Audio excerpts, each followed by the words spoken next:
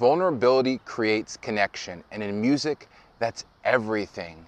When you first start out as an artist, as a producer, one of the biggest challenges you face is sharing your music, whether it be with a friend, a family member, or even maybe some of your coaches or mentors.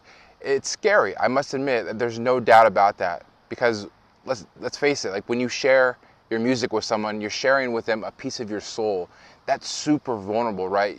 The creativity, the time you took to sit down and make that, right? And you made all these choices with sound selection and with genre, all these types of things, and you felt like it was good, right? You loved it, and then you share it, and maybe the world doesn't respond the way you wanted them to respond, or maybe the feedback is a little bit more than you can handle, or maybe the feedback is condescending, because people aren't perfect, right?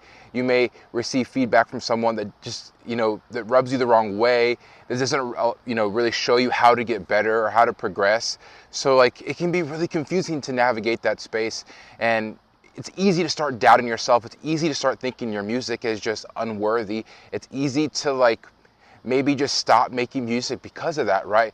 But you have to realize again that like this entire game is subjective.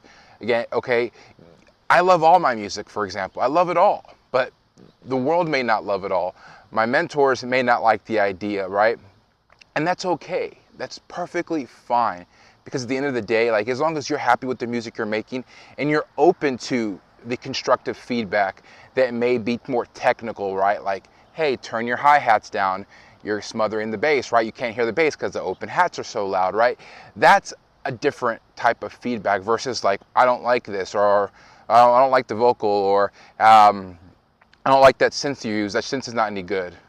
If the synth is good to you, then the synth is good to you, right? But if someone else doesn't like your synth or the genre or the vocal, it really doesn't matter. But if your kick is too loud or if your clap is too loud, okay, that's a completely different story, a different type of feedback, right? You want to seek constructive feedback. You want to filter out the feedback and the noise that it's just opinions. A lot of the feedback that you will get will be opinion based, and you have to be able to just shrug that off. You have to be able just to roll with it, right? As opposed to if you have feedback from someone who's you look up to, someone you trust.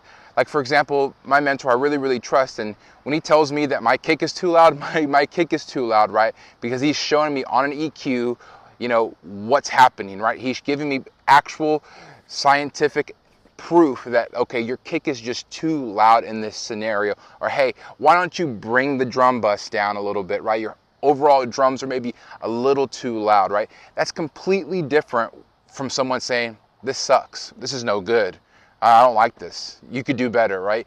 And like, what ways could you do better, right? Like that's a different story versus like actual technical feedback that will make your mix better and that will make your finished product better, right? So that's a completely different type of feedback. So make sure you can understand the different types of feedback. What's actual constructive feedback that you can go back into your project, fix, and the song's going to be better because of it, right?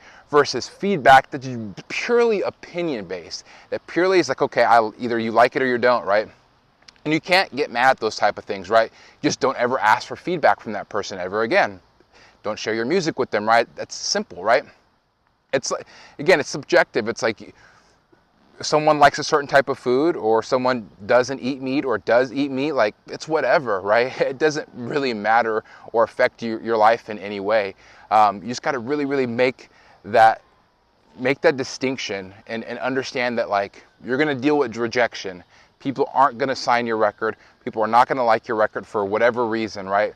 But it doesn't make it a bad record. It doesn't mean it's still not going to do well if you self-release it, right? So again, make sure that you can really, really understand what different types of feedback that you want to actually take to heart, that you actually want to use, okay? Because again, it's just super vulnerable. It is super vulnerable. But at the end of the day, if you love your music, you love what you create, and that's the win right there. That's a W, because that's going to keep you going. It's going to keep you going. It's going to help you continue to develop and develop and develop into the artist that you want to be. So don't take feedback to heart. Make sure that you're getting it from the right people. And if you don't like some feedback, was it subjective or was it actually constructive? Super simple, because you don't want to take condescending feedback. You can just throw that away. It doesn't matter. It's not a reflection of you. You don't need to identify with that, right? Take the constructive feedback, the feedback that tells you that your mix is, a little muddy here or there or another place, right?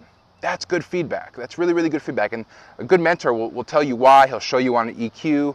Again, he will show you the receipts and the proof, but opinion-based stuff really doesn't matter. Hope that helped. I believe in you and your music, and I'll see you on the next one.